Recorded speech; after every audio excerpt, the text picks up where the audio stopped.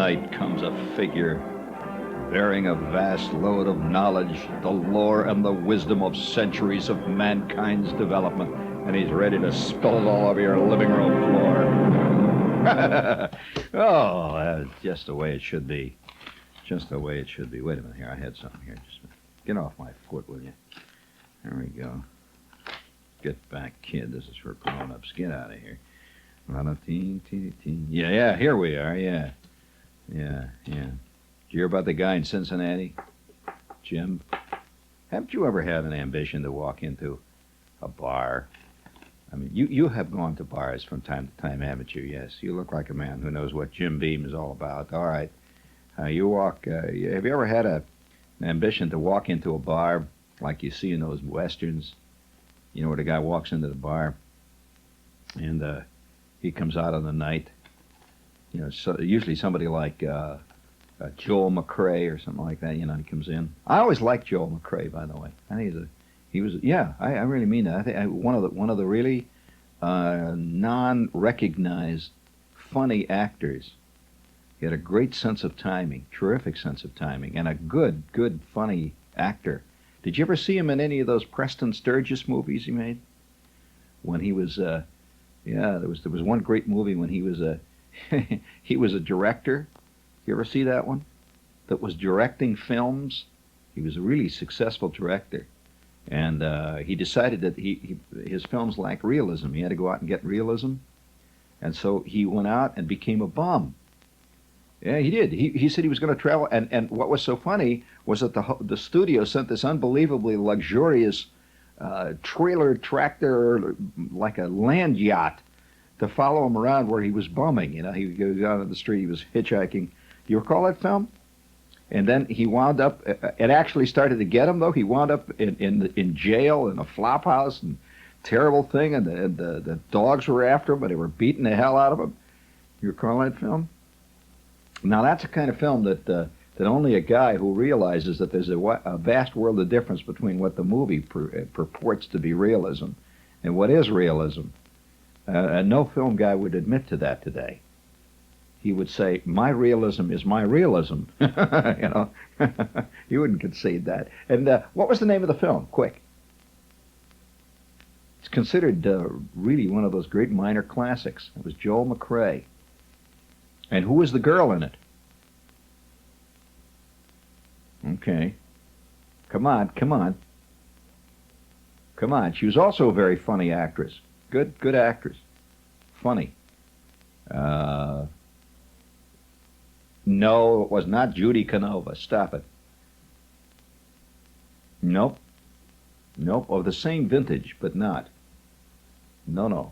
There's a very interesting, funny act. Now, I'll ask you another one. He made another film where he played a cowboy in this film, and he played quite a few. By the way, he was a very fine writer and is a fine writer. Joel McCrea is still with us, you know.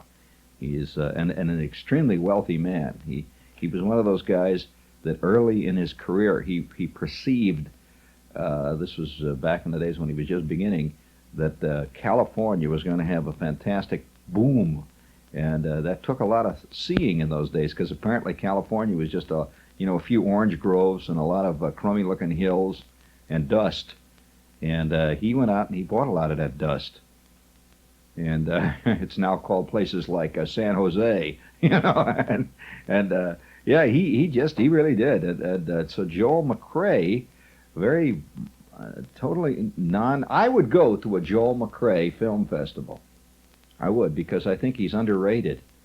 Very funny, great timing the guy had. And there was a thing he did one time when he played a cowboy, and in this case it was early. It was an early career when he played a cowboy who apparently had read a lot of dime novels. This is back in the 1800s, you know, when they had dime novels. You ever heard of the expression dime novel? And he had read a lot of these dime novels, and he came out west. He decided he was going to go out and make the Western scene. It was a great idea. See, so he goes out to the West, and the West was still the West, of course, in those days. So he gets out there, and he does all the stuff that you read about in the dime novels. He gets himself this great-looking suit, and he had had a big hat, and he got himself a big horse. And, oh, you should have seen that horse. And what was so funny was that he was a terrific rider, you know. Joe McCrea was really a great rider. Did all his own riding, by the way, and was a good rider. So McCrea is, he gets his horse, and it was one of the evil, fiercest horses I've ever seen in my life. And what's worse, McCrea gets up on him, and he starts to ride him. Now, it's not easy for a really good rider to look like he's a rotten rider, because you naturally ride, you know, and McCrea is galloping like hell over the prairie, doing everything vaguely wrong. Anybody who knows anything about riding, especially that type of Western style, Western stock seat, and or did you know there's such a thing as a Western stock seat? You don't know that? Oh, that's opposed to the English seat, right? As opposed to the Jersey seat, which is usually wide because of all those days spent in the line at the Dairy Queen. But that's another kind of seat. Nevertheless, Joel McCrea, you know, he's galloping around, and here he is galloping over the prairie, see, going hell-bent for election. This horse was going full out. And McCrea was not doing an obvious comedy rotten bit, you know. Remember, it would be easy to flop all over the horse and all that, but he didn't. He's a guy, obviously, who had taken some riding lessons, usually an English seat, and he wasn't quite cutting it with this horse, you know. He was going like hell across the prairie, and very funny scene. And there was a scene where he walks into the bar. There's a silver dollar bar, you know, very big bar, and with all the bottles and the mirror in the back. Have you noticed that all bartenders in Western films are usually bald? Well, I don't know why that is so, but it is so. I mean, it's a tradition. And so here's the bartender standing back there, usually fat and bald. So he's back there swabbing up the bar, and he's got sleeve garters. You can always tell guys that wear sleeve garters are either gamblers in these films or bartenders. The cowboy never wears sleeve garters. Directly flying in the convention of the fact that during that period, all men wore sleeve garters. Didn't you know that? You know what that was for, don't you? Well, what does a sleeve garter do? In fact, it wouldn't be a bad idea today to have a sleeve garter once in a while. You know, if you're doing something, see, with a sleeve garter, they had a garter up here, like a rubber band type thing, saying fancy, you too. They went right around the bicep, really, roughly. And so you could pull the sleeve up, see, without rolling it up, and just the garter would hold it up there when you're doing stuff, see. And it was kind of an elegant thing. And well, he wore these sleeve garters, but he didn't have them on. Of course, naturally, he was a cowboy. Cowboys never wore sleeve garters in the films. And and incidentally, they never wore what they actually wore either, which was a derby. Almost all cowboys, when you see cowboys in actual daguerreotypes of the cowboy days, of a cowboy actually riding the trail, he almost always was wearing a derby, which is very discouraging, because you always associate derbies with people like W.C. Fields.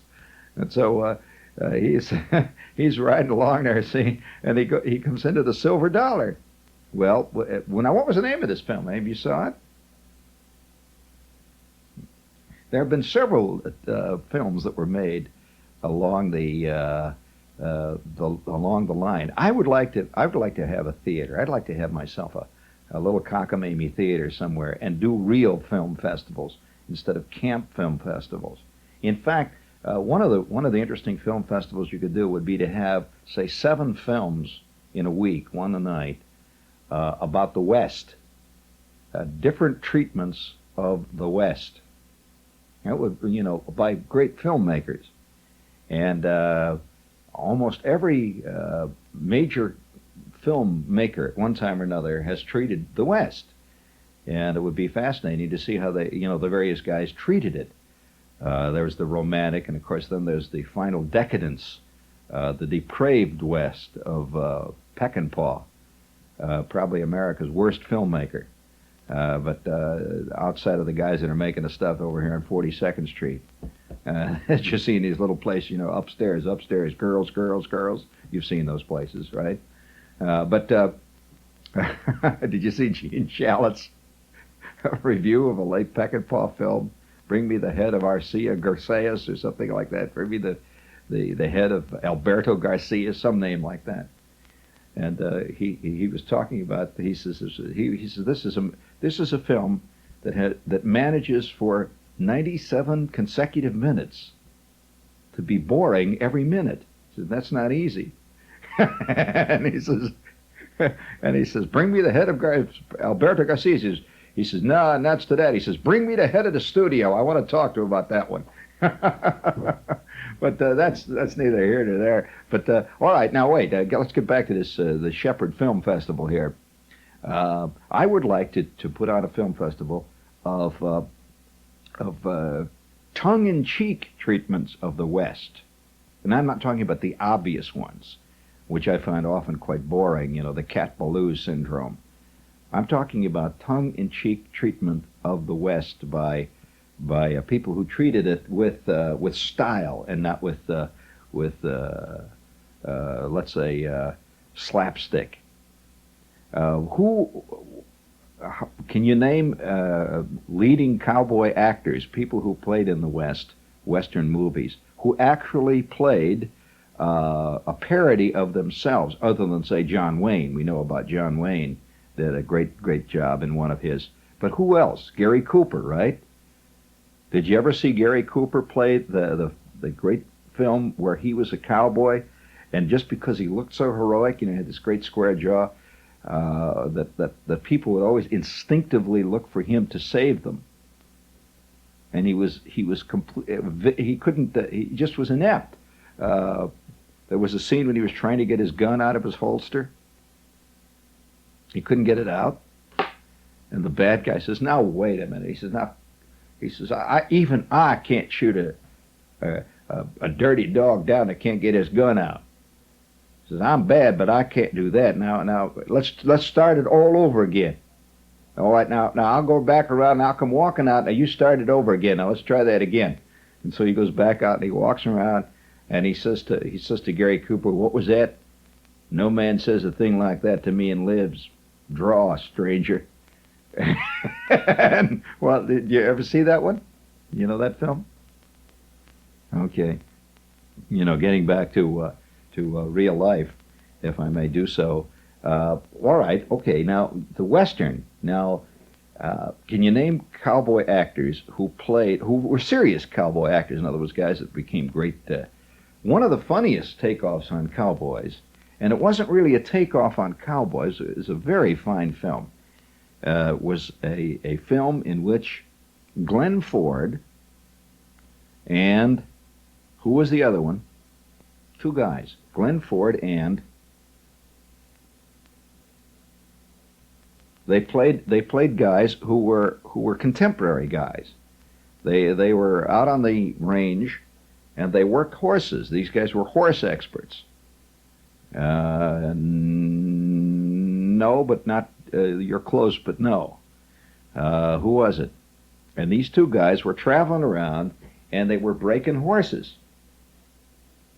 You remember the film? Wonderful film, and I never could figure out why that film was not a real cause célèbre, because it was really a funny film. And the horse in that film was just fantastic. They had a horse. You remember the horse? He says, "I know one way to break him," and he reaches down and grabs the sledgehammer. He was going to, and at that time, it was a horse that would always a biter. Have you ever seen a horse that's a biter? If you've ever done much riding, you know there's certain horses that are. What was the name of that film? In fact, there was an abortive attempt to make a television series of it, but it didn't quite come off. It had to be done with the lightness that. What was the name of the film? It was based on a novel, and the novel was good too. All right, I'll tell you that one. I'll just let you know. The Rounders. Okay, The Rounders. And who played the greedy owner of the horses that they were always working for? He wore a white suit. You remember he came out and he says, "I'll give you $2.50 for every one you break, boys." He said, "I got myself a nice bunch of stock this time, and $2.50. Now, of course, I'll buy all your grub, and you'll have a place to stay the winter too. You'll live up there in the cabin there." You remember that? All right. I don't want to belabor this.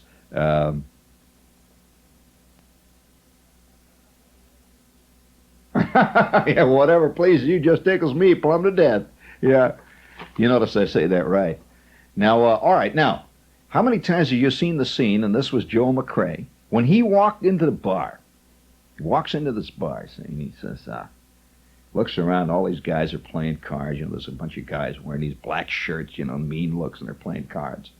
And he walks in, and he wants to become a friend of everybody in the town there. See, and he walks up to the bartender, and he says,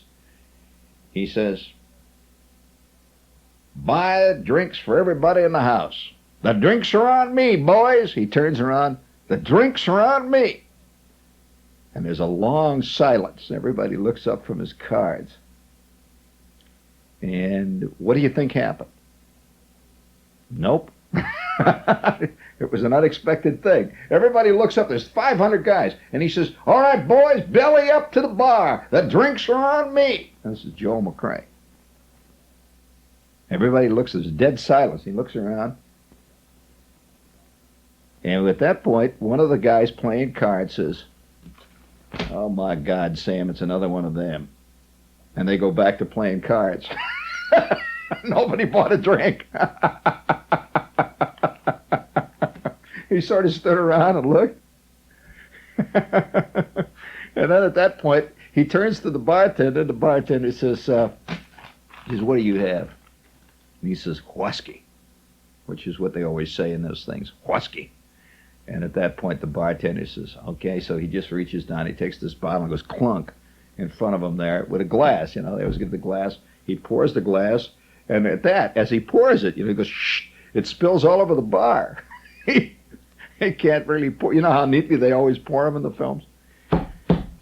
And with that, the bartender looks at it with this real look of disdain. You know, he says, "You sloppy," and he just messes. He picks it up like he says, "I'm going to have to charge a quarter extra for that." He poured all the.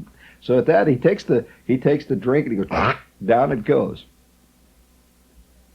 And again, there's a long, pregnant pause, and there's a quick shot of his nose sweating like hell. Oh, and his eyeballs are sweating, you know, tears are coming to his eyes. He has got himself a shot of whiskey. You know, speaking of whiskey, have you ever wondered how the whiskey tasted that those guys actually drank in 1820, 1890? You always read about these guys drinking whiskey and how it tasted and so on.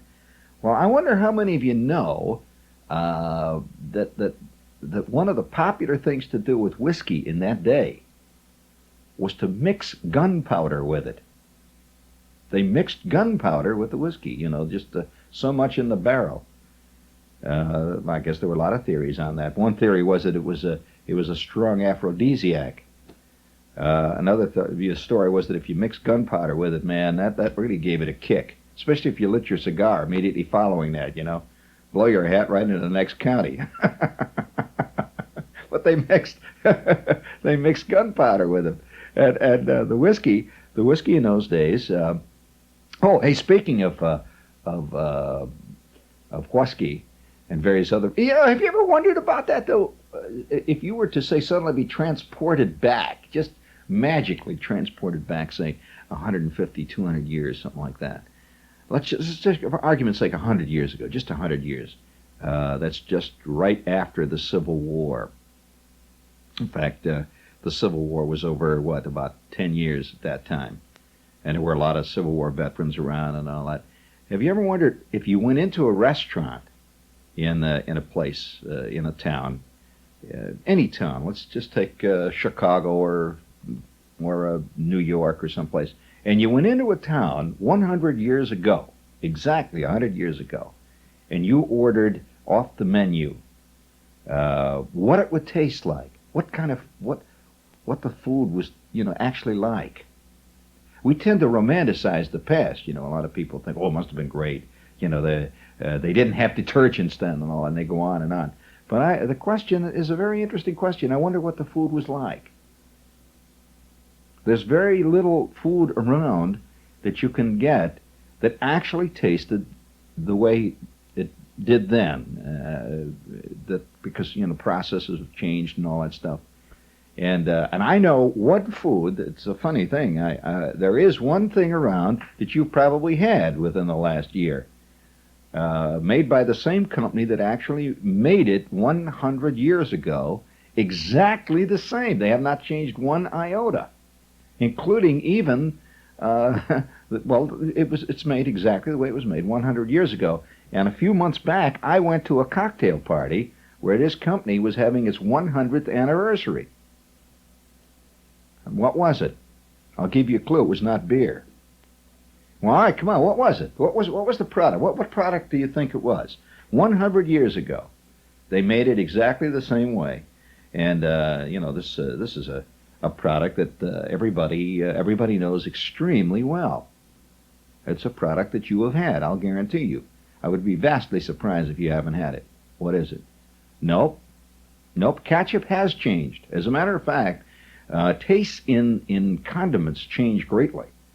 Ketchup, for example, I would venture to say 100 years ago was a lot spicier than it is today. Yes, because people use condiments in those days quite often to add spice and dash to a dish that did not have it, and also to cover the fact that a lot of the meat was a little bit, they did not exactly have double-deck Frigidaires in those days. So, in fact, if you've ever had homemade ketchup, you ever had homemade ketchup? Well, homemade ketchup is almost always much sharper and snappier than the product that you get, the Heinz type ketchup, which is quite bland and mostly tomatoey. But really, have you ever had, by the way, tomato jam? Tomato jelly. Have you ever had tomato? Well, they don't call it tomato jelly. It's tomato preserves. It's jam, and it's sweet, of course, with candied orange peels and lemon peels and a lot of spices in it. Really great. Have you ever had watermelon preserves? That's good. Yeah, it really is. But all kidding aside, now we're getting way off the track here.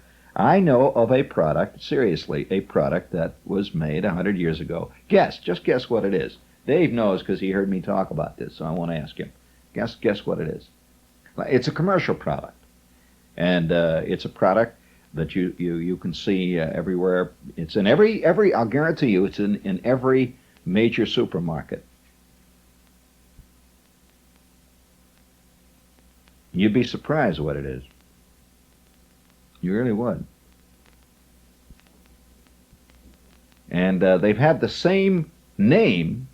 They did not name it that 100 years ago. They only began to name it this. In other words, the name was actually registered in 1896. But it has had that same name since 1896, and that's a long time too. Figured out that's 74. No. Pork and beans is just a dish. It's not. And incidentally, that also was different too. I'll venture to say. But this is it has a copyrighted name now. It's just not a generic thing like ham and eggs or something like that. I'm talking about a product that you can go in, you can get a package of it. And their slogan has remained the same since 1896. And even the logo, the thing on the front. Nope. Coca-Cola was not made 100 years ago. No. This is something that was made 100 years ago. You're missing an important factor. 100 years. And they have not changed it one bit. You can't figure out what it is. Well, I'll give you a further clue. You can get this at every sporting goods stadium, wherever they're not goods, wherever they're playing. Let's say if you go out to a ball game at Shea, or if you go out to a football game someplace, the chances are 100 to 1 that you can get that there. I know. Remember, it's food we're talking about. This is something you can eat. No, a hot dog? No. This is a copyrighted name. Who owns the name hot dog? And by the way, hot dogs were not at all like that 100 years ago. Come on, what was it? In fact, it's generically an American dish. It's an American product, and it's become even part of the language. Of course, it would after 100 years.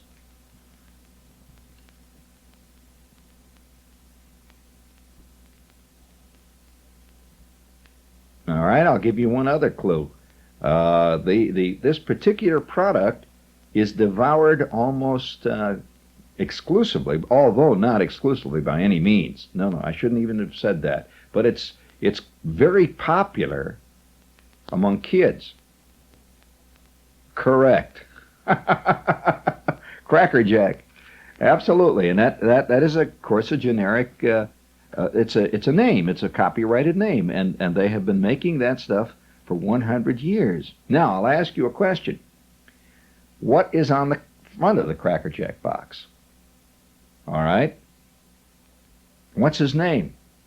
Did you know that he had a name? You didn't know that. And what's the name of his? What's standing next to him? That's right. What's the name of the dog? There's a sailor and a dog. Okay, I'll tell you.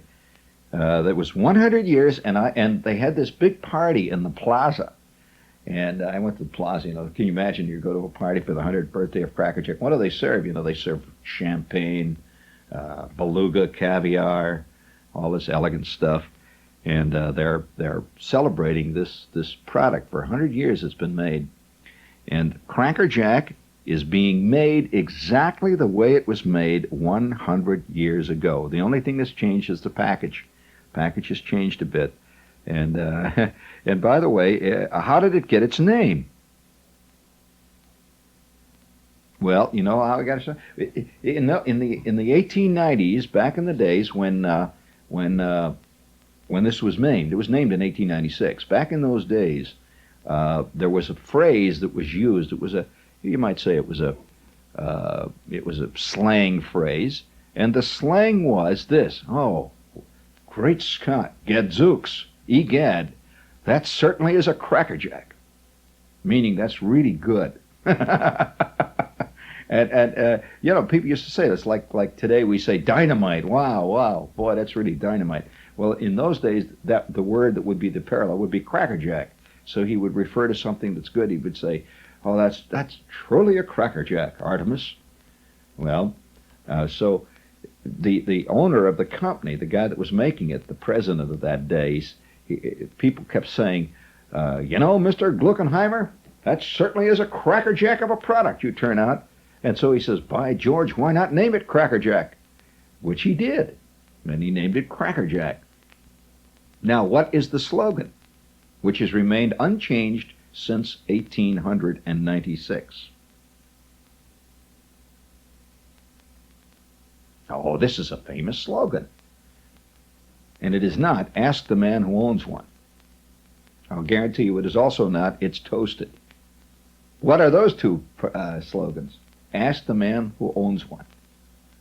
What was that slogan? It's no longer used. There's a rumor around that that's why that company went out of business. People did.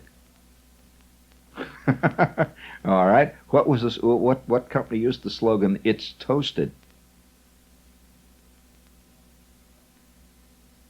Lucky Strike. Correct.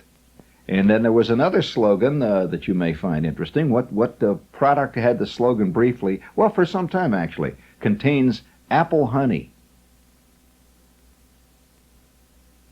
What product contains apple honey? What product had the name "They Satisfy"?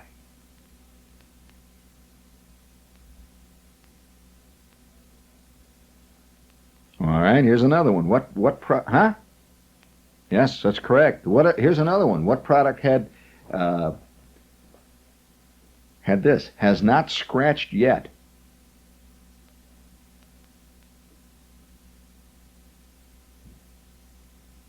You don't know that one either?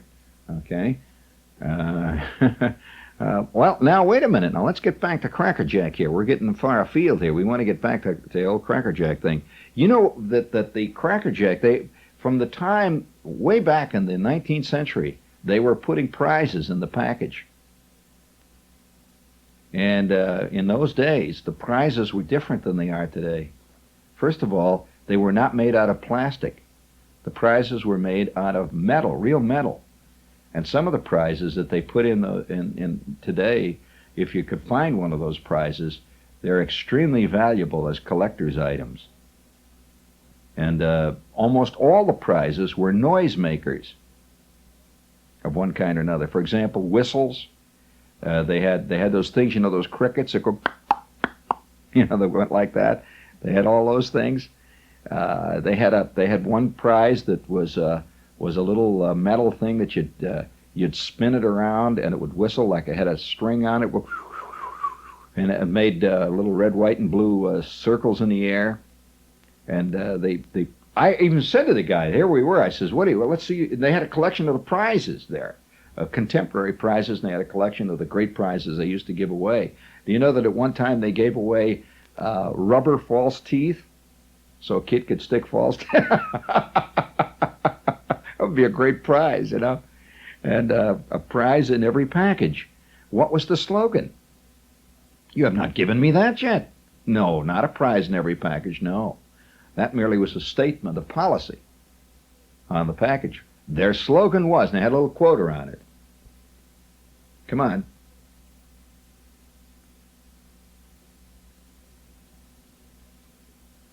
You mean to tell me you have never heard the phrase, the more you eat, the more you want? Good God. What's the matter with you guys? I mean, what kind of Americans are you? But the name of the dog was what? Okay, I'll give you it. His name was Bingo. You wouldn't know that, would you? The sailor's name was Jack, of course, and the little dog's name was Bingo. And they had the contemporary prizes. You could such prizes. Can you imagine the excitement? All the great excitement of opening up the package. You're knocking down your Cracker Jack, and incidentally, it is quite true that almost every Cracker Jack freak I know particularly likes the peanuts. You know those peanuts? They're really good. They really are. You mean you busted a tooth once on one of those? Well, I don't know. Well, it's worth it. They're good. I mean, let's not put it down. I mean, there's you have to pay sometimes for your ecstasy, and that's not bad stuff. But can you imagine the excitement sitting up there? The kid's all excited about getting his package, his prize, and he's knocking down the Cracker Jack, and out comes the prize. Today they're put into an envelope, but they weren't early in the early days. The prizes were just floating around. They were not in an envelope. They would be just in there. So it would be quite easy for a guy, to give me that Cracker Jack. And he eats about 5, big gulps of Cracker Jack, and down goes a whistle into his gut. Whoo! Or a rubber nose or something. Now, you just can't see the excitement. The guy opening up a package of Cracker Jack, and he starts knocking down the stuff, and he gets the envelope, and he rips it open, and what does he get? He gets a little yellow plastic stop sign. It says stop or no parking. Do you believe that you can get no parking signs? That's what you love, to be reminded. That's really typical of our world, No loitering gets a little thing. No ball playing in this vacant lot, kid. By order of the police department. Gets a little sign that says that. You can also get little parking meters. I asked the guy, I says, how come parking meters? He says, well, kids identify with that. They identify with parking meters? I said, yeah, I don't know. I don't know anybody that identifies with parking meters.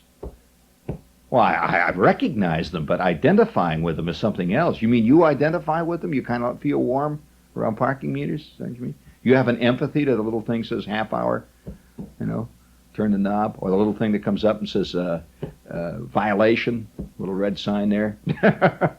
All right, please, Jim, to celebrate the Cracker Jack, it has become a household phrase. So give me a little of my Cracker Jack music in there. That's truly a Cracker Jack.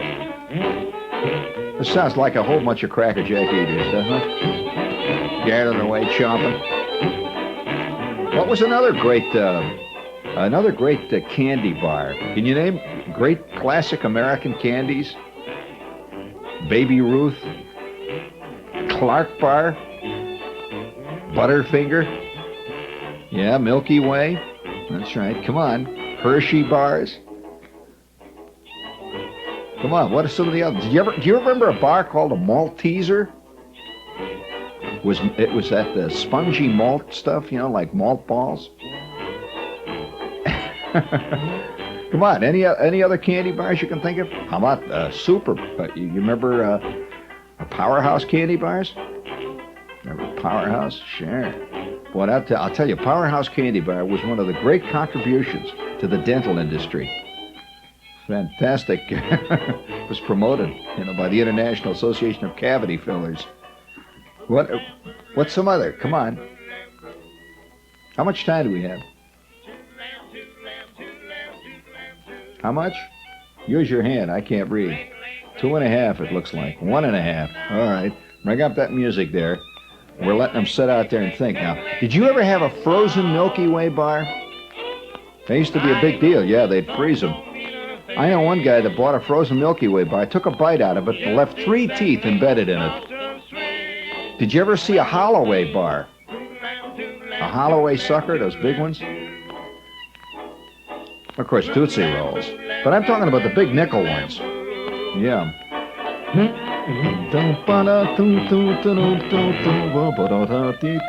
Did you ever have a bar called a Zigzag bar? Zigzag. And how about those, what are the bars called with the peanut cup? You remember? Yeah, that's like a little chocolate thing with peanut inside, peanut butter. What's it called? Come on. Come on. There you go. Yeah, you're right on the edge of it. Very good. What was the candy bar? Well, you know Mr. Goodbar, don't you? What was the candy bar that was made entirely...